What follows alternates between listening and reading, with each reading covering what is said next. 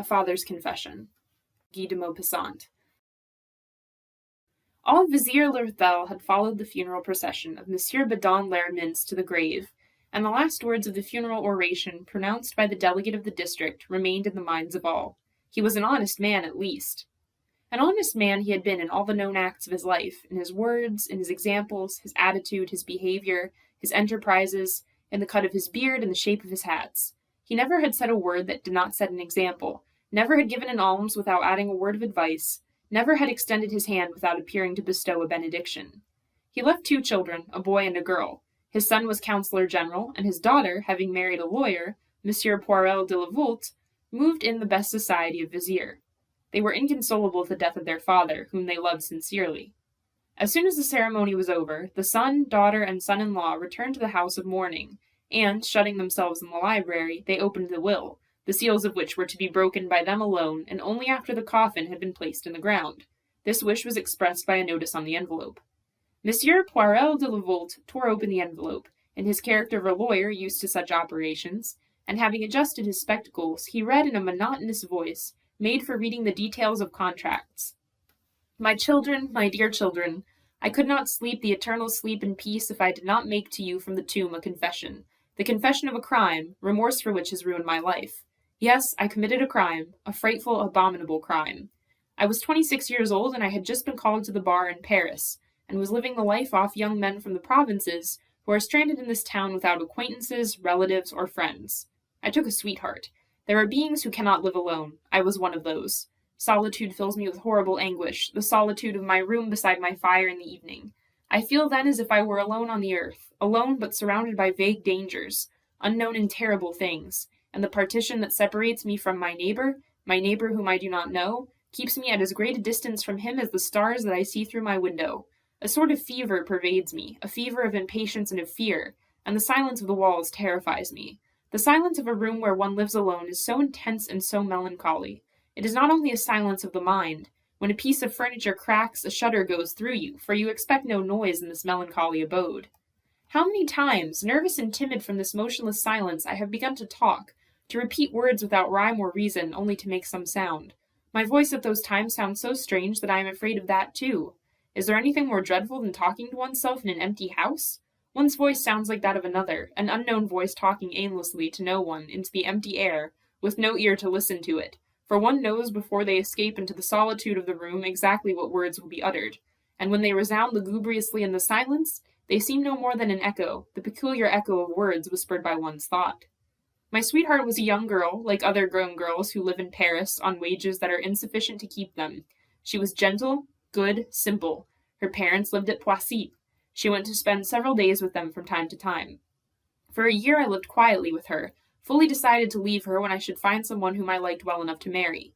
I would make a little provision for this one, for it is an understood thing in our social set that a woman's love should be paid for, in money if she is poor, in presents if she is rich. But one day she told me she was enceinte. I was thunderstruck, and I saw in a second that my life would be ruined. I saw the fetter that I should wear until my death, everywhere, in my future family life, in my old age, forever. The fetter of a woman bound to my life through a child.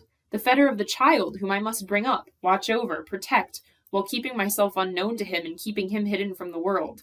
I was greatly disturbed at this news, and a confused longing, a criminal desire surged through my mind. I did not formulate it, but I felt it in my heart, ready to come to the surface, as if someone hidden behind a portiere should await the signal to come out.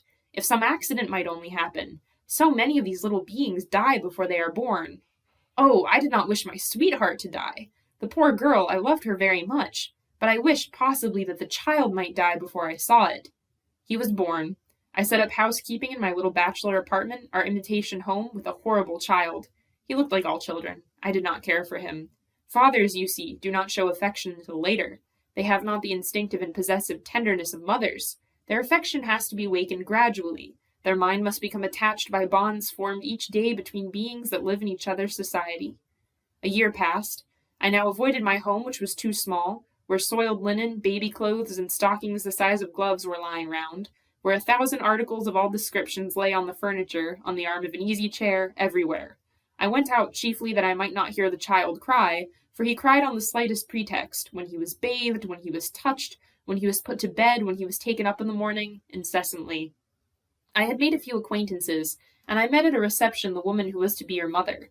I fell in love with her and became desirous to marry her. I courted her, I asked her parents' consent to the marriage, and it was granted.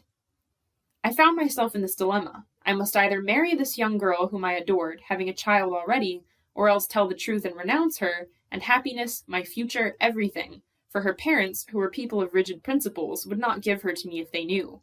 I passed a month of horrible anguish, of mental torture, a month haunted by 1,000 frightful thoughts, and I felt develop in me a hatred toward my son, toward that little morsel of living, screaming flesh who blocked my path, interrupted my life, condemned me to an existence without hope, without all those vague expectations to make the charm of youth. But just then my companion's mother became ill, and I was left alone with the child. It was December, and the weather was terribly cold. What a night! My companion had just left. I had dined alone in my little dining room, and I went gently into the room where the little one was asleep. I sat down in an armchair before the fire. The wind was blowing, making the windows rattle, a dry, frosty wind, and I saw through the window the stars shining with that piercing brightness that they have on frosty nights. Then the idea that had obsessed me for a month rose again to the surface. As soon as I was quiet, it came to me and harassed me.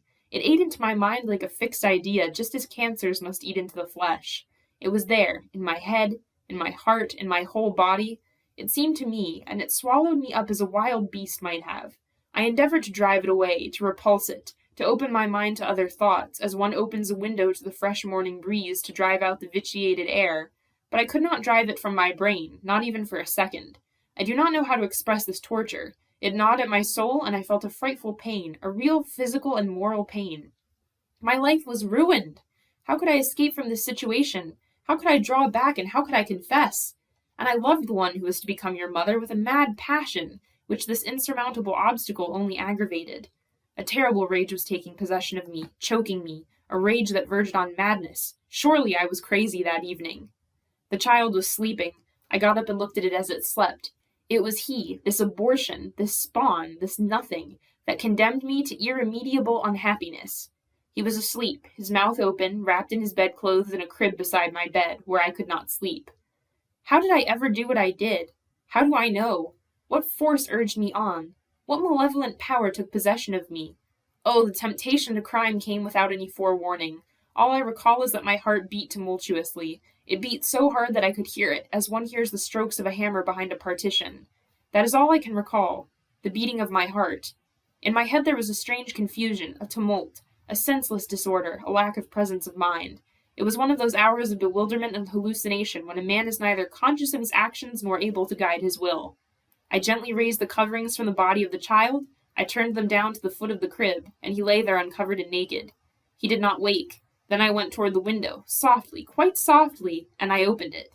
A breath of icy air glided in like an assassin. It was so cold that I drew aside and the 2 candles flickered. I remained standing near the window, not daring to turn around, as if for fear of seeing what was doing on behind me, and feeling the icy air continually across my forehead, my cheeks, my hands, the deadly air which kept streaming in, I stood there a long time. I was not thinking. I was not reflecting. All at once a little cough caused me to shudder frightfully from head to foot, a shudder that I still feel to the roots of my hair, and with a frantic movement I abruptly covered both sides of the window, and turning round, ran over to the crib.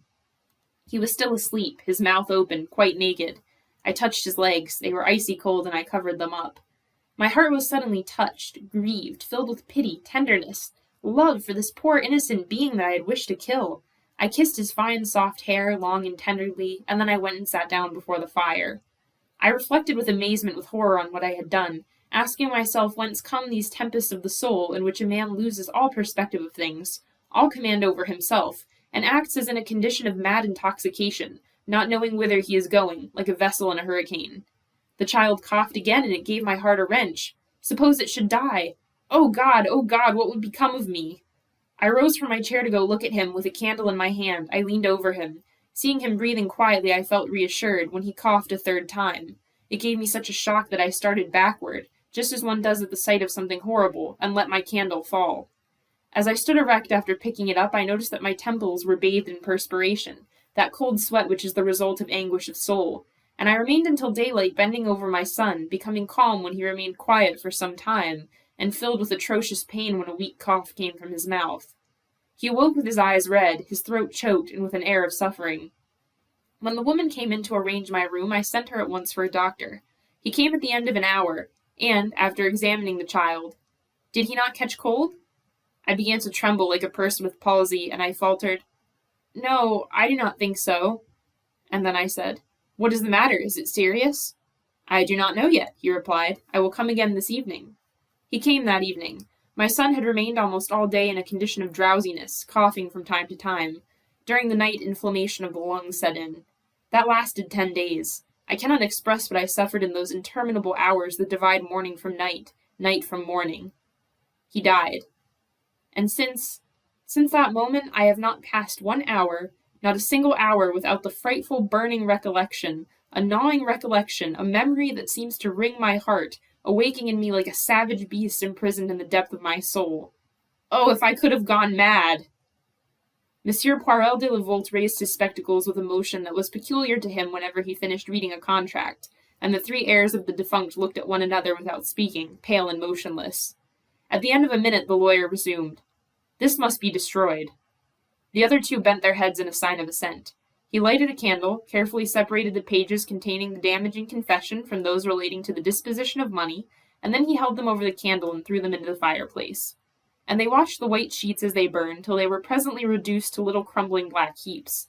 And as some words were still visible in the white tracing, the daughter, with little strokes of the toe of her shoe, crushed the burning paper, mixing it with the old ashes in the fireplace. Then all 3 stood there watching it for some time, as if they feared that the destroyed secret might escape from the fireplace. End of section 174. Recording by Tatiana Chichilla, Columbus, Ohio.